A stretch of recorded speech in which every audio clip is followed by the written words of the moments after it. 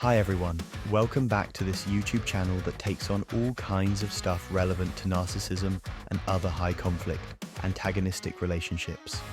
We're going to explore a very interesting question you might not often consider with narcissism, but it's a big part of the dynamics, abandonment. So let's talk about that. When we look at the usual narcissistic relationship, cycle, idealization, devaluation, discarding, and hoovering, it can seem like the narcissist is fully in control. It feels like they're the ones pulling the strings, doing the love bombing, engaging in seduction, or diving deep into pseudo-empathy. And once they have you, they start losing interest, right? They devalue you. It's their contempt at the point they have you, and their incapacity for intimacy. The chase is usually the most engaging part of a relationship for a narcissistic person. Often it's them who decides to leave, or at least threatens to leave. But sometimes, and I would argue far more often than you'd expect, people leave narcissists. In fact, as awareness of narcissism and narcissistic abuse grows, more people are leaving these relationships because they recognize these patterns probably won't change.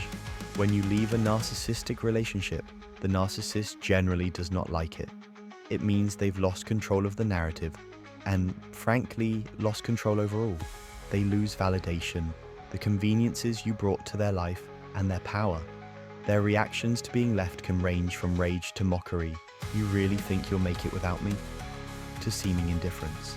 But what many forget is that people who are quite narcissistic or have narcissistic personality styles are very vulnerable to feelings of abandonment. We often associate abandonment with more fragile or despairing personality patterns or mental health issues, thinking narcissists are too cold for that.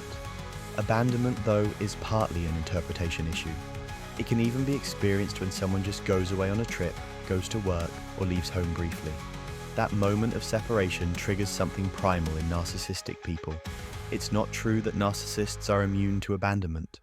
Due to nuanced psychological issues, narcissists don't regulate abandonment well. Some of this relates to attachment theory, which suggests narcissistic personalities often have anxious, disorganized, or avoidant attachment styles.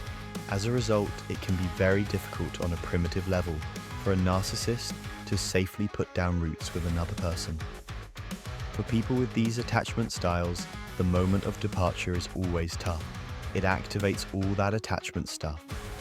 Now, if you're in or have been in relationships with narcissistic patterns, you may recognize this. Say you and your narcissistic partner have to be apart for a few days or weeks, a business trip, travel, or a family issue. As the day of departure nears, you'll notice the relationship becomes more tense, and the narcissist gets more agitated. They might start arguing over small things. The relationship feels harder. You want your last moments together to be pleasant, but the more you try, the worse they behave. You might even get into a blowout on the way to the airport or before they leave. A similar pattern can happen when you reunite. Instead of warmly embracing, your narcissistic partner may act tentative, detached, or distant. These patterns are common in people with anxious, avoidant, or disorganized attachment issues. All of this fits the idea that the upcoming departure triggers those primitive abandonment feelings, and the reunion is often marked by anger. "I can't believe you left me." This happens even if the narcissist is the one leaving. It doesn't matter who's going. Parting ways even briefly activates this. Abandonment is a very primitive experience. It's not an adult, "Goodbye, see you later, I'll call you when I get there," with confidence that you'll reconnect. It's the terror a baby feels, not understanding that their caregiver is separate and might leave the room forever. It's like a part of them goes away. It's primitive, and the adult narcissist isn't in touch with this.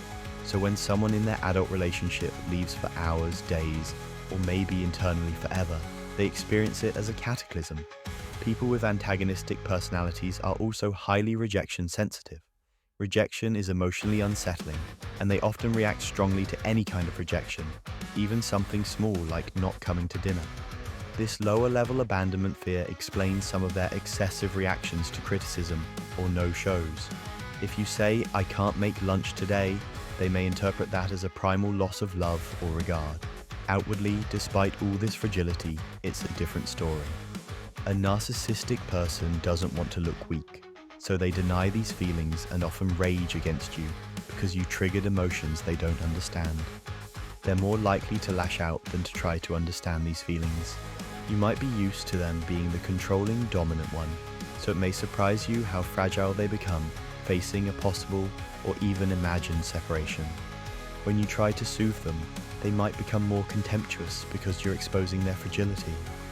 Fears about abandonment and strong reactions to it are often linked to borderline personality styles.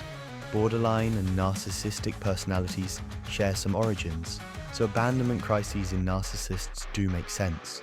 We just don't expect it because we don't see the same despair or instability we see in borderline types. This abandonment fear also helps explain hoovering. You might wonder, if narcissists fear abandonment, why do they leave and then try to pull you back? They might do this if you left, but why leave first? Often, narcissists try to get ahead of the fear by abandoning others first. It lets them control the narrative and the fear, like knowing the scary part of a movie before it happens.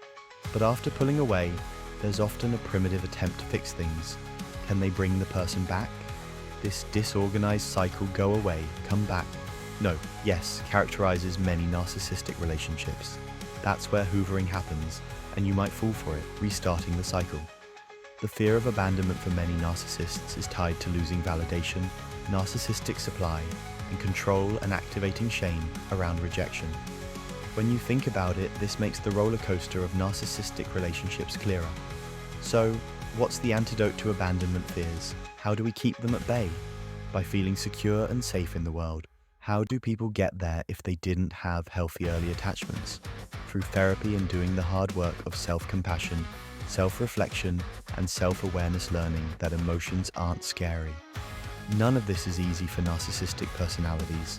For many, they never reach that sense of safety and always feel threatened. Remember what I've said before, narcissistic individuals often feel a constant sense of threat, like something is always coming at them, even when nothing is.